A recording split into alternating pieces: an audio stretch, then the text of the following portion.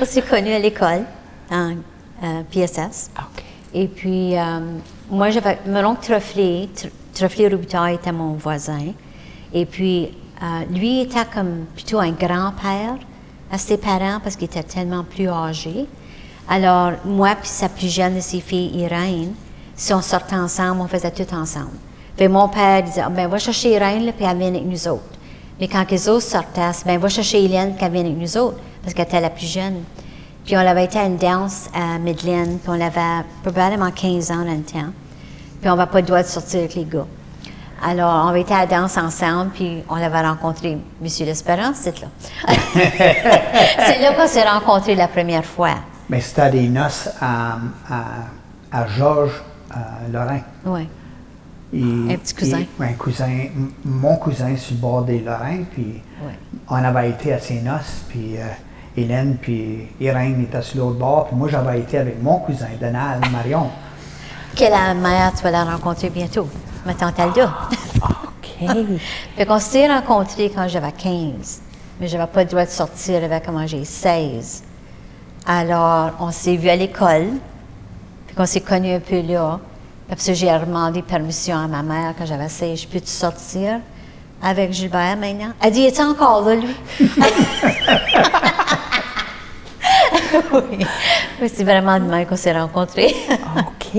Oui. Puis, vous avez dit que vous avez rencontré à Midland. C'était où le mariage? Ou c'était où? À Legion. À Legion, hein, Legion à Midland. OK. À Midland. Puis là, vous avez commencé à sortir quand tu as eu 16 ans. Oui. Puis quelques années plus tard, vous vous avez marié. Oui. Puis où est-ce que vous avez marié? À la baie du Tonnerre. OK. Parce qu'elle venait de là. Oui. Donc à Saint-Florence. À Saint-Florence. OK. Puis quelle sorte de fête est-ce que vous avez eue avec votre mariage? On a eu un vrai party de français, là, où c'était toute la famille, puis tous les cousins, puis tous les oncles, les tantes, puis les 3 générations plus haut, là. Puis on était au Country Mill, où il avait travaillé. Fait que Paul Desroches nous avait permis d'avoir la hall avant qu'il la vende. On était un des derniers pour utiliser la hall. OK. Puis cette journée-là, on a compté environ 500 personnes qui ont rentré puis ont sorti de cette hall-là pendant la journée. Oui. Donc à quelle heure est-ce que vous avez marié? C'est marié à 3 heures. OK. Puis le souper pour tout le monde qui était là, puis le restant après pour la réception.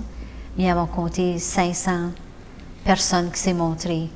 Rentrer puis sortir, parce qu'il a arrêté, parce qu'il y avait trop qui rentraient. Puis... Ouais. Mais dans ce temps-là, c'était bien important pour les parents, quand ils faisaient des noces, que c'est quelque chose. Hein. Puis, je suis certain qu'on n'est pas les seuls qui l'ont fait, mais tu avais qu'à louer tant de caisses de bière par journée avec ton permis. Ce que les hommes avaient fait, c'est avoir des trucks dehors avec des caisses d'extra. Alors, ceux qui avaient 4-5 caisses de vide, ils sortaient les caisses dans le truck, ils amenaient les autres caisses pleines, puis on continuait. Parce que fait qu'il ne manquait pas de bière pour les noces, il ne manquait pas. Ça, c'était une grosse affaire pour, pour les familles.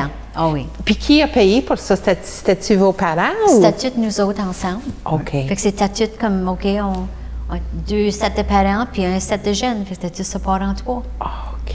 Oui. OK. Puis personne ne payait une scène pour la boisson, personne ne payait pour leur assiette. C'est le même que ça faisait dans ce temps-là. Ouais. Puis est-ce que vous vous souvenez des cadeaux que vous avez reçus, par exemple? Oui, c'est... Bon, parle-moi de ça. 3 canards, 3 toasters. C'était tout ce qu'on avait besoin et plus. Dans ce temps-là, tu ne disais pas au monde que si tu voulais avoir pour un cadeau. Il n'y avait pas un theme pour que si tu voulais faire ta cuisine, comme tu prenais ce qu'ils te donnaient. C'était tout le temps des beaux cadeaux. Puis il y avait des vacuums, puis il y avait des couvertes, puis des draps, puis comme des 3-4 toasters, puis des... des teapots. Parce que ça, c'était supposé, c'était pour te dire comment d'enfant tu t'as pour avoir. Fait que les petites vieilles essaient de donner des teapots. Oui.